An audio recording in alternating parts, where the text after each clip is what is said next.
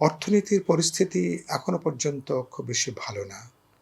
ভালো না এই অর্থে যে আমাদের অর্থনৈতিক ক্ষেত্রে সীমাহীন একটা তো নৈরাজ্য ছিল। আমাদের বিশেষ করে ধরুন ম্যাক্রো ইকোনমি যেটা সামষ্টিক অর্থনীতি, এটা বিশেষ করে আমাদের প্রবাসী আয়ের কারণের জন্য বা আমাদের রেমিটেন্স প্রবাহ যেহেতু গত ১ বছরে কিছুটা বৃদ্ধি পেয়েছে, এখন ৩০ বিলিয়নের উপরে। এটা আমাদের জন্য একটা আস্থার জায়গা, সন্দেহ নেই। কিন্তু এখনো পর্যন্ত ধরুন ব্যাংকগুলোর ব্যাংক ব্যবস্থাপনা, আর্থিক প্রতিষ্ঠান সেটা এখনো পর্যন্ত পুরোপুরি অর্ডারে আসেনি। এখনো পর্যন্ত আমি বলতে পারি যে আমাদের অসংখ্য কলকারখানা এখনো বন্ধ আছে,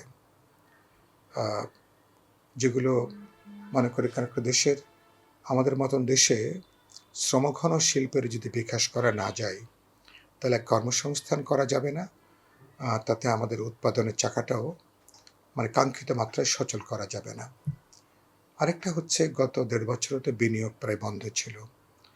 বৈদেশিক বিনিয়োগ তো আসেনি, এমনকি অভ্যন্তরীণ যে বিনিয়োগ, লোকাল যে ইনভেস্টমেন্ট, উদ্যোক্তারা যে আগ্রহ বোধ করবে, উৎসাহ বোধ করবে, সে জায়গাটাও কিন্তু খুব একটা ছিল না। তার অপেক্ষা করছিল একটা নির্বাচিত সরকারের জন্য। ইলেকশনের পরে একটা ইলেক্টেড গভর্নমেন্ট। এখন আমার মনে হয় যে উদ্যোক্তারা, এন্টারপ্রেনাররা তারা কিছুটা আগ্রহ পাবেন। এখন আমাদের অভ্যন্তরীণ বিনিয়োগ যেমন বাড়ার একটা সুযোগ তৈরি হয়েছে, পাশাপাশি আমি মনে করি বৈদেশিক বিনিয়োগ আসার একটা জমিন এখন তৈরি হবে। যেহেতু এখন একটা নির্বাচিত সরকার ক্ষমতায় এসছেন, সরকারি স্থিতিশীলতার উপরে বিনিয়োগটা অনেকখানি নির্ভর করে। আর একটা আমি মনে করি এই মুহূর্তে বিশেষ করে মধ্যপ্রাচ্যের এই ইরানের উপরে যে আগ্রাসন মার্কিন যুক্তরাষ্ট্র এবং ইসরায়েলের, এটার অভিঘাতটা ধরুন জ্বালানি নিয়ে শুরু হলেও এর বহুমাত্রিক অভিঘাত হতে পারে। এ ব্যাপারে সরকার, আমি আশা করব, তার উপযুক্ত সতর্কতামূলক পদক্ষেপ নেবেন। বাজার নিয়ন্ত্রণ করা, জ্বালানির তার ব্যবহার, জ্বালানির ক্ষেত্রে কীভাবে সাশ্রয় করতে পারি, আবার জ্বালানি আমদানি কীভাবে করা যাবে, এগুলো এই মুহূর্তে সবচেয়ে গুরুত্বপূর্ণ দায় হিসেবে সরকারের তো কাঁধে আছে।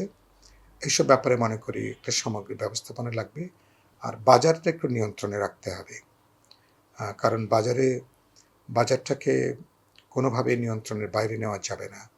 মানুষের প্রকৃত আয়টা বাড়েনি, বাজার যদি নিয়ন্ত্রণের বাইরে চলে যায়, আমরা দেখছি যে তেল নিয়ে কোনো ক্ষেত্রে সিন্ডিকেট কাজ করছে, অনেকে মজুতদারি করছে।